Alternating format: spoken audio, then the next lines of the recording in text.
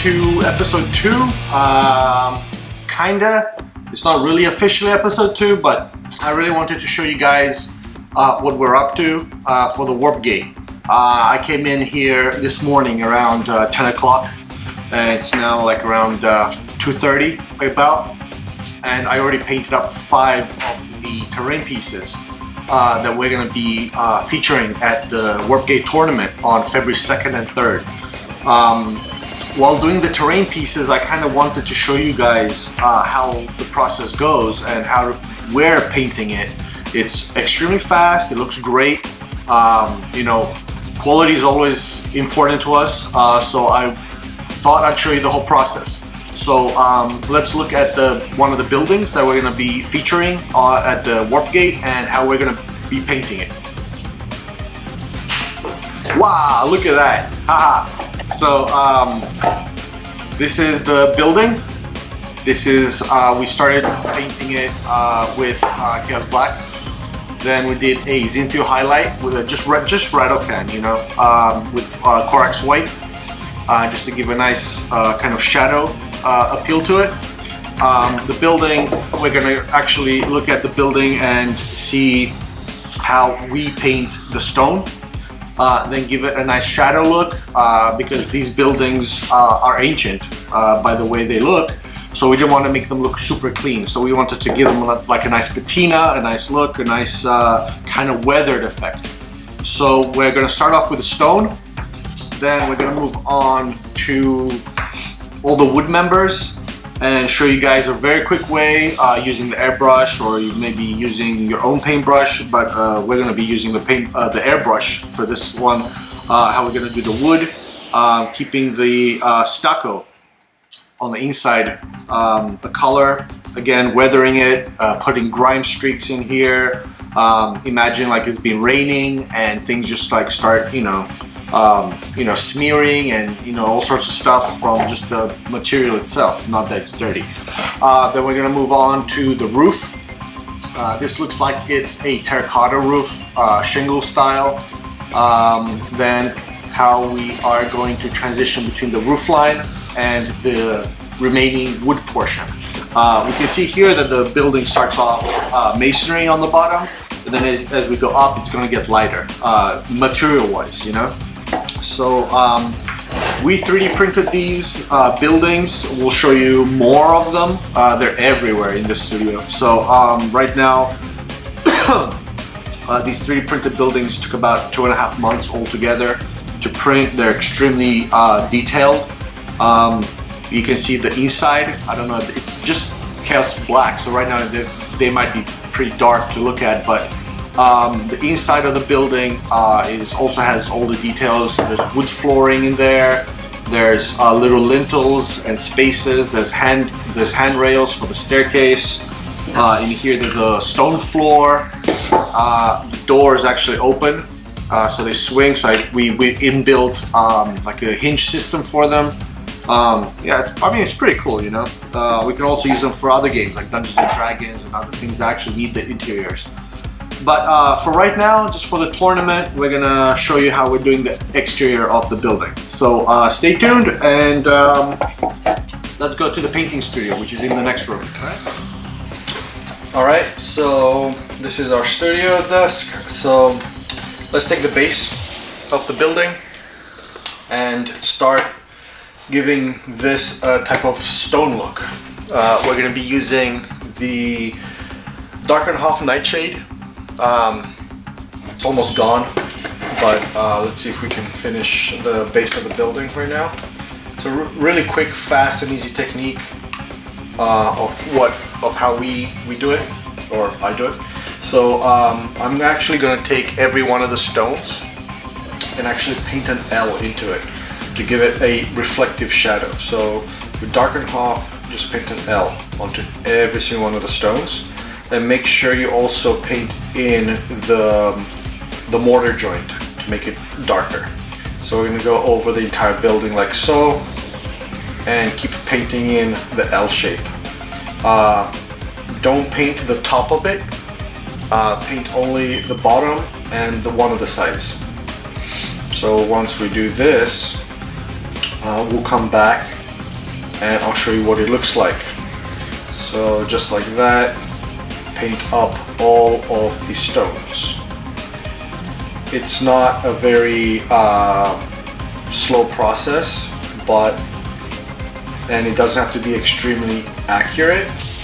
Make sure you get in all of the recesses like so, on the edge of the building, of all the arches, all the details, all the architectural elements. You can just paint around the arch, L-shaped. Start from the left and go towards the right on the bottom. You can paint them opposite than this, but don't mix and match. So for example, if you start painting an L shape like so, and like so, don't flip that around and start painting the L shapes the opposite way, because that's just gonna look a little awkward and it's gonna look a little unnatural the way the light hits it. So we're just gonna go over the entire building stone by stone and paint in the little L shape with darken half nightshade. This will give us a really nice shadow effect and a type of watercolor effect that you see in some of the paintings. So it's a little bit more artistic versus a flat color base coat and then just a dry brush. This way it actually gives it a little more character, it gives it a little more personality, and makes it stand out from the rest of the terrain scenery and the gaming tables that you see out there. So let me just finish painting all of these stones and we'll be right back. Alright, so it's been about 10 minutes. That's how long it took me to do all this. You can see that the bottom stonework and the second floor tower kind of overhang has been all painted. Let me just zoom in here so you can see exactly what I'm talking about. You can see that I did everything coming from the left, coming right and underneath, so you follow the same pattern all over the stonework like that. And then the tower itself is the same thing. Again, on the tower, you do around the window a little darker, and then underneath you do it a little darker, and then you follow each one of the stone patterns. Once you do that, you're done with the hand painting. So from now on, I'm going to show you how you airbrush the rest of it. We're going to do the wood right now, the wood beams, and then start putting all sorts of effects and really cool technical applications on this building. So let me reposition the camera and we'll be right back. Alright, so we're going to be using miniature paints for this. This is actually one of my favorite paint manufacturers for airbrush. They come ready to use in the bottle. You don't have to mix them, you don't have to thin them unless you really want to. We're going to be using bark. It's a nice kind of chocolate brown. It looks like milk chocolate. We're going to use that.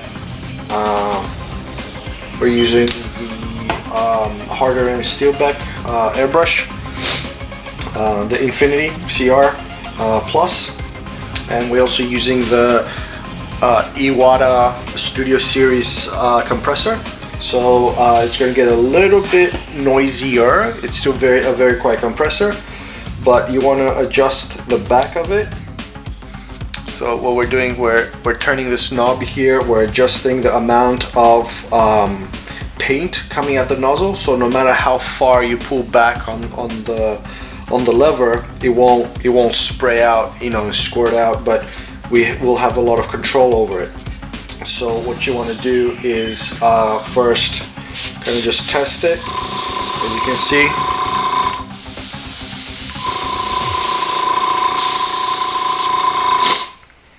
So you want to open it up a little more, and you can see it's coming out pretty nice. Grab your building, and now we're gonna paint all the wood beams.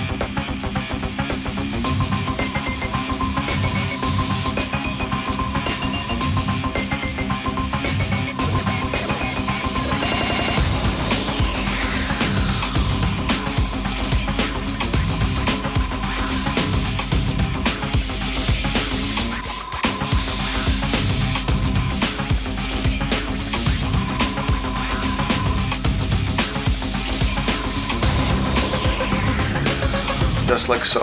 So it's not a very dark brown, which is exactly what we want. We're just gonna go around and paint all of the wood beams and try to keep the stucco and the plaster work in between as clean as possible. All right, so we'll be right back once all the wood beams are painted. Also, don't forget to do all the windows. These windows look like they're wood, so we're gonna do all of them.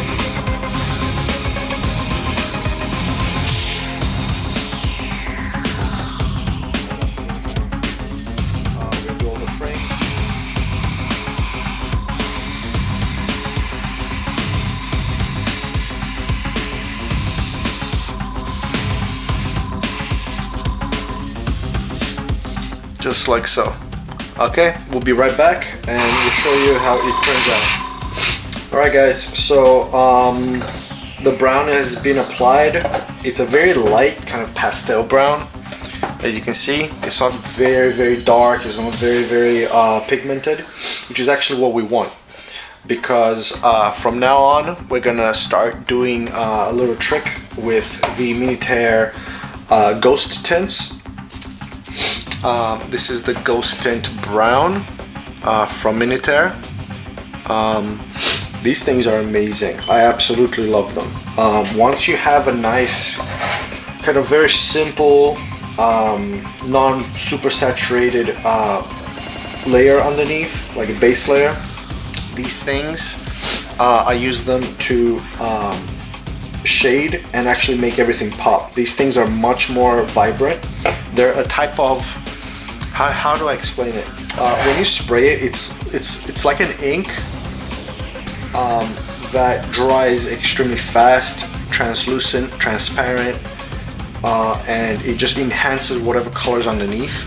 They themselves are pretty saturated with paint, pigment. So I just want to show you how these things get applied. So let's get the airbrush again. I'm just going to dump it in here. I'm going to fill up my cup because I'm going to do this whole thing. And here, let me take the bottom part right here. And what you want to do now is, you can see it. You see how red this becomes? So what you want to do is just highlight very carefully all of your beams, just like so.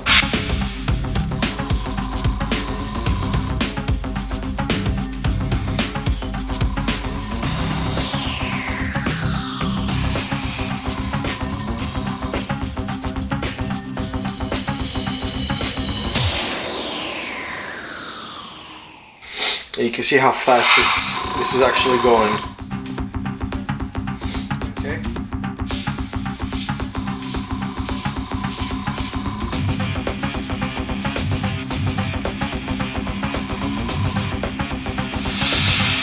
Make sure you get all the surfaces. Don't just paint here and then leave the top surface white and the bottom surface white. These things are 3D, right? So what you want to do is actually painting 3D. Don't forget edges and don't forget surfaces.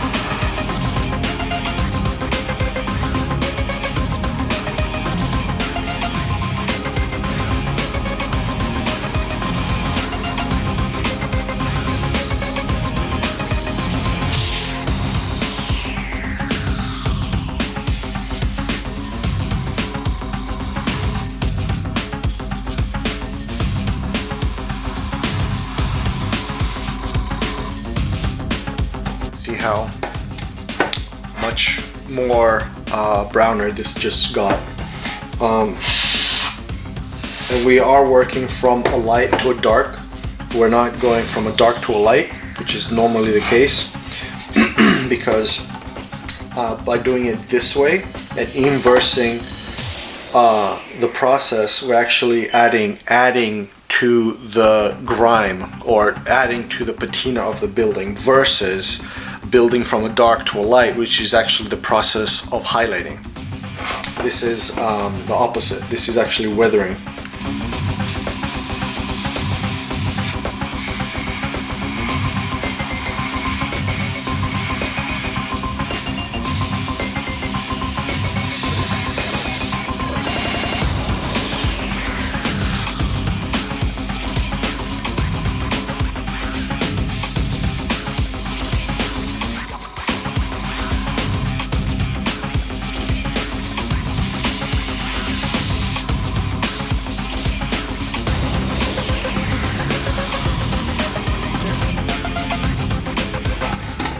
Last little bit.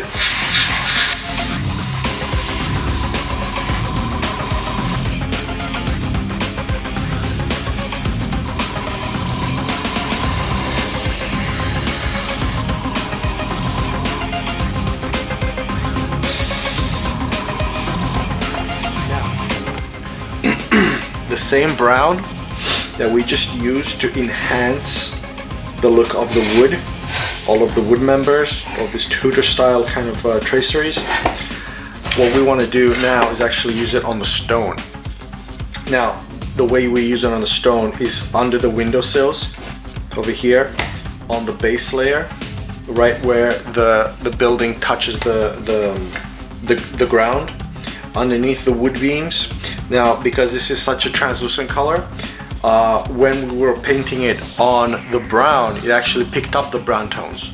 When we paint it on the white and the blue, which is a cold color, it's actually going to transfer itself more as a shade or more as a dirtier look. That's going to keep more in the spectrum of black, because it mixes with this. So from far away, you kind of just want to see that. Okay. Under the window, right? You want to do that. See that? Okay. Then under here, in the corners between, because there's these corners right here, these kind of buttressed little corners. Gonna do that. Then you want to do the bottom of the building, this kind of brown tone, just like that. Okay. Underneath the wood beam over here. You also want to do it in the entryways where people walk in and out, right? Dragging mud, grime, dirty boots, you know. Okay. So you're going to do that all over the stone. Not all over, just in very select places. Focus underneath the windows here. And feather it out.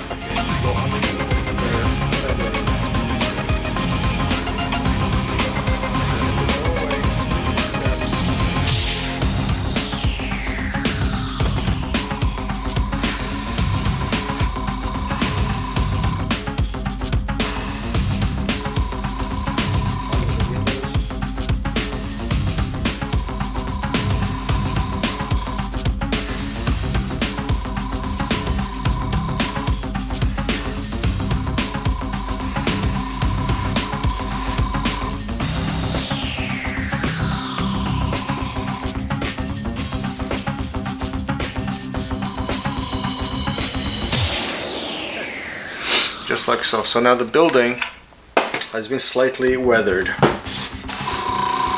Okay. We're going to do the exact same thing over here on the little tower.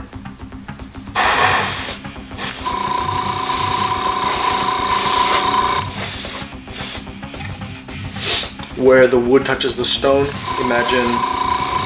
imagine the wood color seeps out through the process of rain. Imagine the wood being re-lacquered or tarred on top over the years by the people. So imagine there's like splatter that gets everywhere. Maybe the tar melted in the sun and it just smudged or washed out. You know, you have to kind of have a little bit of an imagination and pretend where things happen on this, you know, through the use and daily occupation, you know, of these buildings. So now we want to go over here and continue all the wood.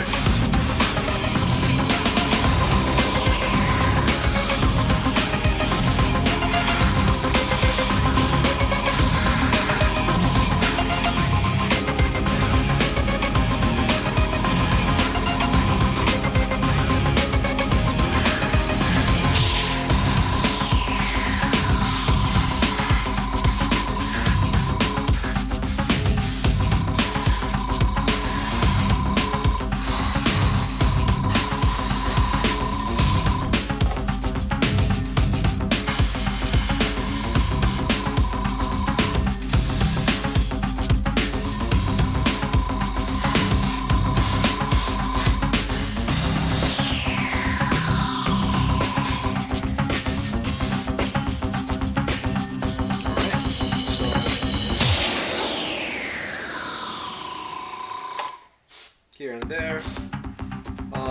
Sometimes it's better to have the sections come directly on top of each other, because then you see the transitions between the different pieces. So maybe you want to darken this area right here a little more.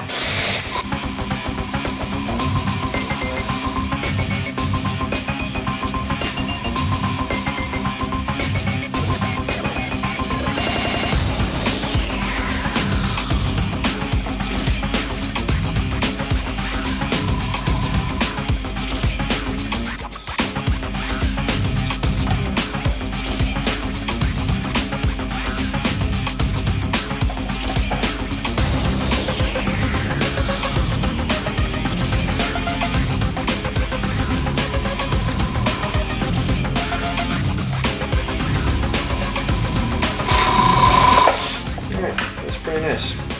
Okay, so let me clean out my airbrush, because we cannot leave this ink in here, or this ghost tint. This stuff will actually destroy your airbrush.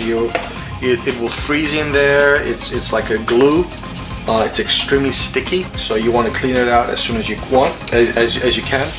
What I use is isopropyl alcohol, 91%. Just squeeze it in like so. A janky airbrush from my set. Never use a good airbrush for this.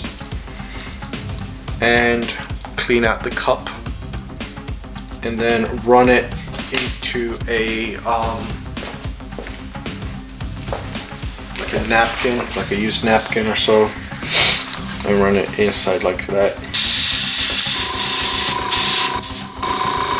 Open up the airbrush to full by pulling this little lever back. Now it's like full spray.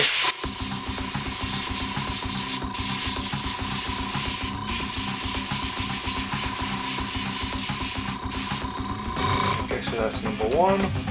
I do it twice, two or three times, till everything comes out of it.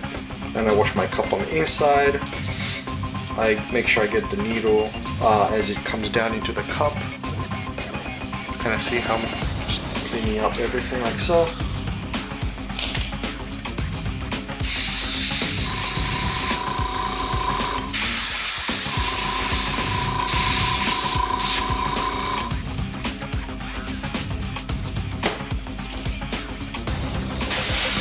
See?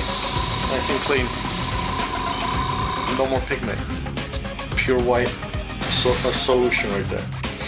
Alright. So now, what we're gonna do is paint the roof. Yeah, we're gonna paint the roof. What color should we do it? I'm thinking we do it a terracotta, or maybe we could do like a blue terracotta, or maybe we can go with a green terracotta. Oh, you know what we're gonna do? Let's do a oxidized look. Okay, pretend this is all copper panel. Okay, so we're gonna do copper panel. Oxidized, and I'm going to show you a really cool technique of getting that really realistic oxides going on. And again, we're going to be using isopropyl in the process of actually chipping and doing all sorts of really cool effects with it. Okay, so actually to begin with, let's go back, and I know we just cleaned this, but let's go back with the brown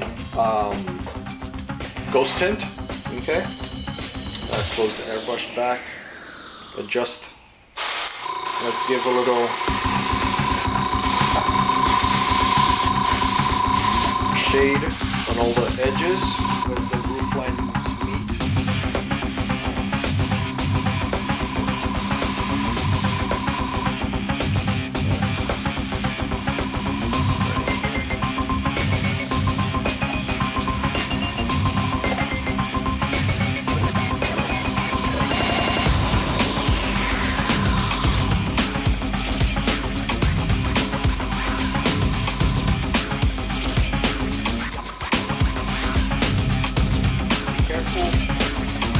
Careful on the chimney, okay? Because the chimney is made of stone, so you don't want to get this this brown ink too much on it, okay? Just a little bit.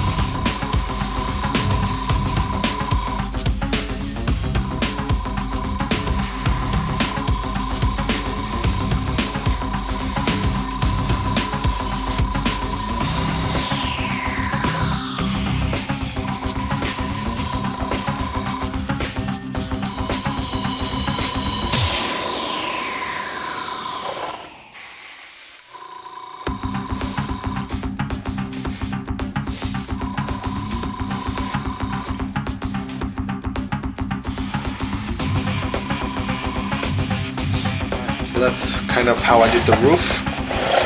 Okay. Now let me tell you why I did that.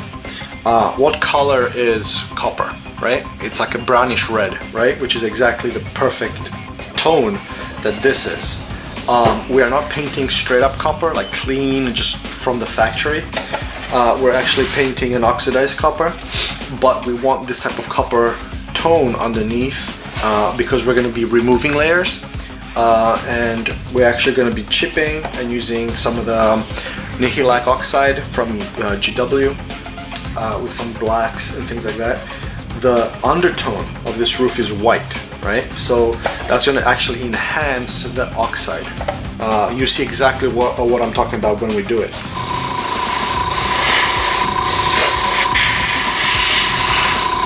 But that's about it. We're going to open up the airbrush and just finish up the red tint in here. Okay. Then we're gonna use some black. This is the Raven Black from Minitair.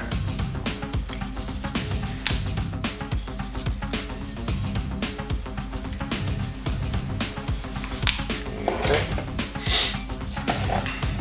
Now let's start from the bottom. And start, well, close it because you don't want to, that would have been a bad decision right there. Underneath all the windows again, but don't go all the way down, just underneath, just a little bit.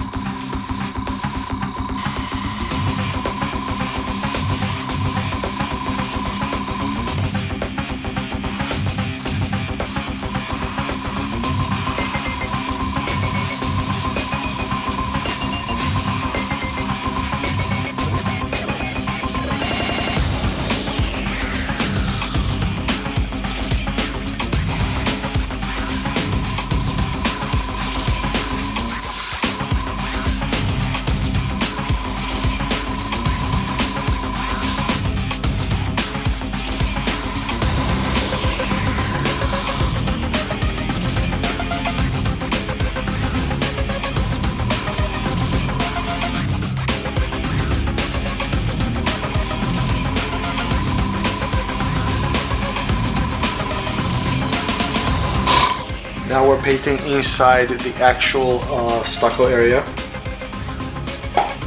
with this, and we're painting just the corners, leaving one side bright and one side dark. Okay, we're not painting the wood inside these things.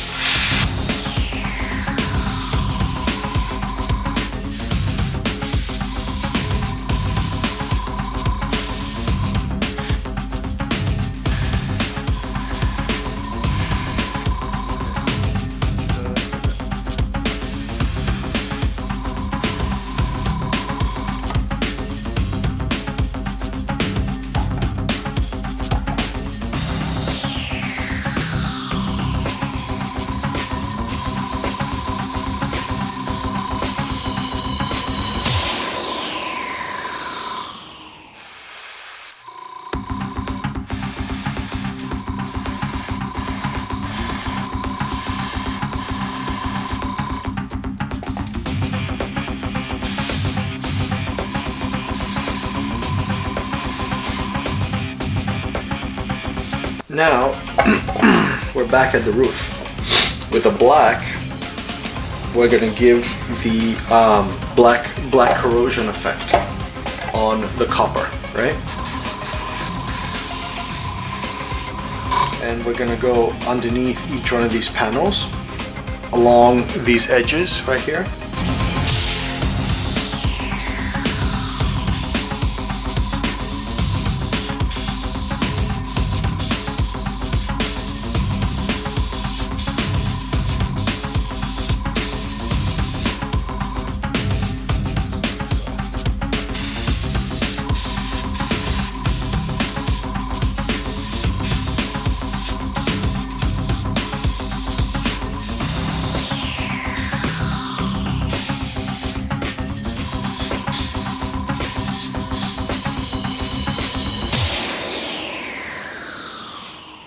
So that's what it looks like.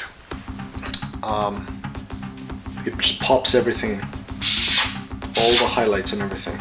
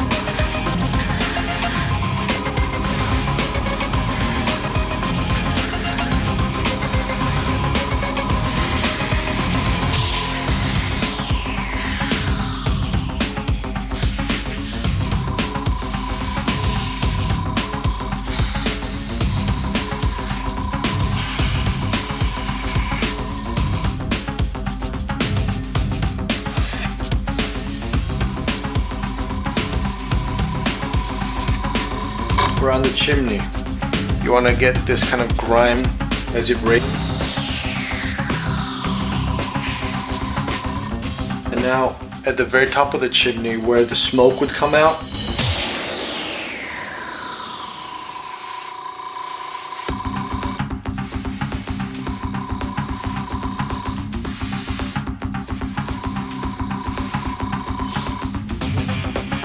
and then underneath the ridge, this whole area.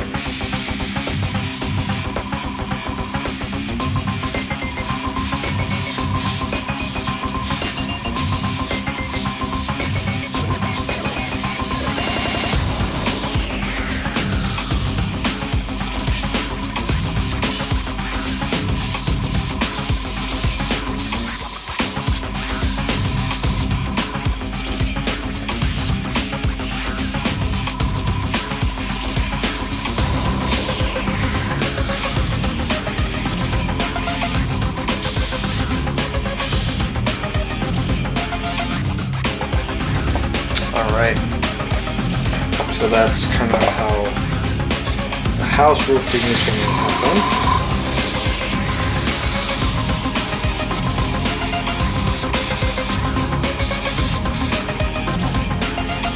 Now, let's clean the airbrush one more time and put it away, because that's kind of it for the house. I'm going to show you a really cool technique for the roof and add a little bit of pop. Because we're using blues, browns, and blacks right here, the whole house is pretty homogeneous in terms of color scheme. So, you know, it doesn't have a lot of contrast. It doesn't have a lot of, you see, it's pretty one-dimensional. So what we want to do now is actually give a lot of greens and variegated type of colors. So we're looking at, this is actually from my architecture projects, but see, like these type of blues on the actual house, right? So we're gonna come back after I clean my airbrush, and I'm gonna show you exactly how to do that, and we're gonna finish off the house. All right, welcome back. So this next technique, we're gonna be using the Nihilak Oxide Technical Paint from GW. This stuff right here. Okay, and then we're going to be using isopropyl alcohol. Also, isopropyl alcohol is obviously an alcohol based on its name. It actually melts paint and it dilutes paint. So I use it from thinning my paints. I use it to clean my airbrushes. I use it to clean my desk and surface work area. It is like the one-hit wonder for me personally. You use it how you wish, but this is my advice. So we're gonna do Nihilak Oxide. We're gonna use a kind of crappy little brush that I use just to clean out things, and dry brush and so forth. I'm just gonna dip it straight into the Nihilak Oxide. I'm gonna paint the Nihilak Oxide right underneath each one of these panels and along this edge, just like that. Okay, I'm just gonna make it kind of go where I think things should oxidize, and from a distance I'm just gonna spray the model with the isopropyl alcohol. This stuff like totally dilutes it. It actually dilutes the paint we just applied. Also, it actually melts it, and it actually reveals the white texture underneath. So we're going to do this process and add more paint and more oxide where we think things are happening. I'm going to go, let me see, let's zoom in for a second. No, that's the other way. Alright. Really want to show you what's going on here. Turn some lights off. There you go. Okay. Really want to show you what's going on in here. So we're gonna add the Nihilak Oxide underneath and let it drip, because that's actually what happens to copper.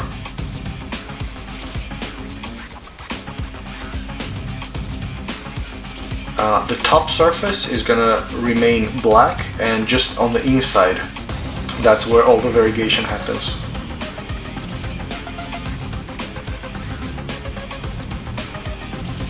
Okay, and we're working with isopropyl alcohol. This stuff does evaporate pretty fast. So what we want to do is actually apply it, work with it, and then apply it again. Don't apply it over the whole model, because you might be touching the model, and if you touch the model, you're going to scrape the paint off, because right now the paint is extremely delicate.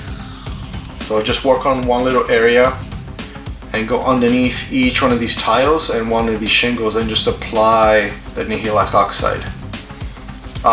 Be heavy-handed about it, you know, don't be timid.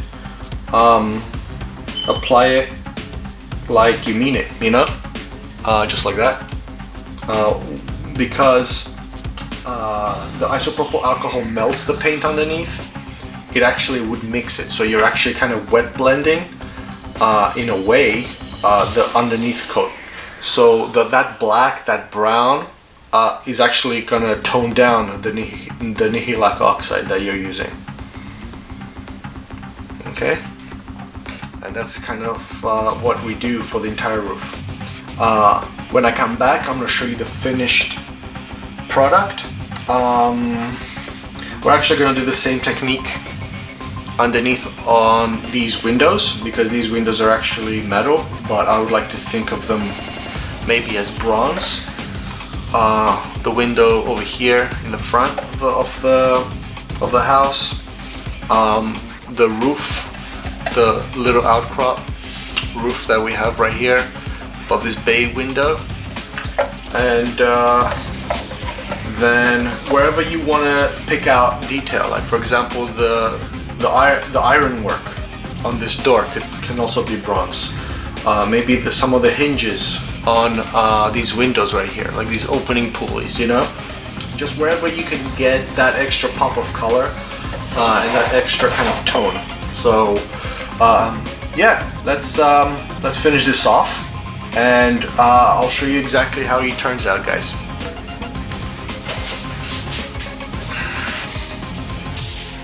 Okay, and we're back. So yeah, was that fun? Easy? Nothing big or involved into it. You could do the exact same thing using dry brushing instead of using the airbrush to apply the browns and the blacks. You could literally just stipple it on and achieve almost an identical effect. Using the isopropyl alcohol is one of the best techniques you can use to use oxidation on the roof systems. These are some of the buildings I painted. I painted this today. We just painted this together recently. It took us about 1 hour to paint the whole thing. I painted this today, this nice large kind of wizard's tower. I painted the gatehouse over here. We're gonna do some fly-through shots so you can see all the details. So yeah, this is how the warp gate will be painting all of its centerpiece terrains, and hopefully you're gonna enjoy playing on the tables that we're gonna give you at the tournament, and play fair, have fun, roll some dice, make some friends. So that's kind of the whole point of the tournament scene that we're organizing. That's it. So thanks for watching. Hope you can use some of these techniques in your own terrain painting endeavors, and we'll see you at the tournament. Make sure you sign up on the website. The sooner you sign up, the better for us to organize and to give you guys exactly what you need. So thanks for watching, and this is Kraken Gaming Deep Secrets.